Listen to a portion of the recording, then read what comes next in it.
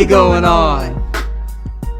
I was like, dang, what happened? Finals week. Oh, was there something bad happened? I'm just so stressed out. I can't do it anymore.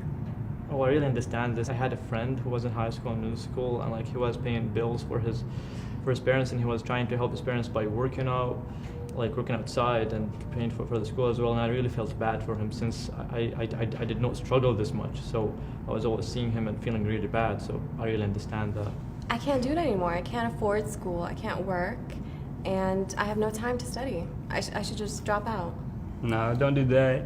I just feel like everybody has equal opportunity. So you just gotta work hard for what you want. What equal opportunity? Man, what's really going on? What are you guys? Well, I'm Taylor Curtis. I teach psychology. I'm Maha Selassie, and I teach sociology. I am real. And it sounds like you guys have a real problem. You're talking about the myth of meritocracy. Meritocracy is this idea that everybody has equal access to opportunity. And the only reason that we have differences in society is based upon our level of work. So the harder you work, the more you can achieve. This is clearly a myth, in part because people have different access to levels of opportunity.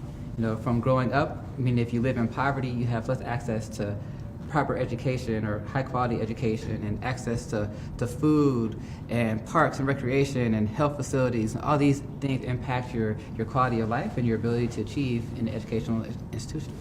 See, what we're talking about is a systematic problem.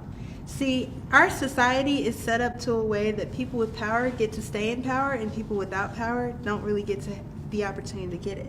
And what we see oftentimes is it is represented through prejudice. Prejudice is a negative attitude towards a group of people.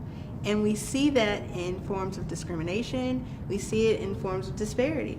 And so things like a food desert, like in Dayton, maybe there's one major grocery store and nowhere else. If you don't have the transportation, the ability to get there, you're going to be in a place of less power. We also see it in microaggression. Microaggression is like the subtle, slight negative messages that are given towards certain groups of people, groups that are marginalized or minority groups. And a lot of times we see it in many different ways. Sometimes it's on purpose, and sometimes it's unintentional and people don't even realize they're doing it. How many times has someone said to you, "Oh, what are you?" Just because you look like you may not be of a certain nationality or a certain ethnicity. How many times have you heard someone say, "Oh, you speak really good English," to someone who is born here in this country? And so what we see a lot of times is a lot of micro-invalidation, where people don't acknowledge the differences and the problems that occur because of those differences. For someone to say, "I'm colorblind, I don't see color, I see you as just another human being," they don't acknowledge the fact that you have issues based on your ethnicity. Or for someone to say, "We all have equal opportunity and everybody has the same chance if you work hard," not considering the fact that perhaps as a woman you might have more struggles and more issues with getting into certain doors than a man might. So you see, the myth of meritocracy denies structure. For example, does anybody know how education is funded? Property taxes? Exactly, because the amount of money that a school can have is based upon their property values. So if a school has less money coming in due to living in a lower income area, then that's less ability to give high quality textbooks, after school activities, and more enriching curriculums, which then results in lower test scores, which is an indicator of your ability to get into college. I did not really know that. There's a totally new thing to me. I did not know about that before.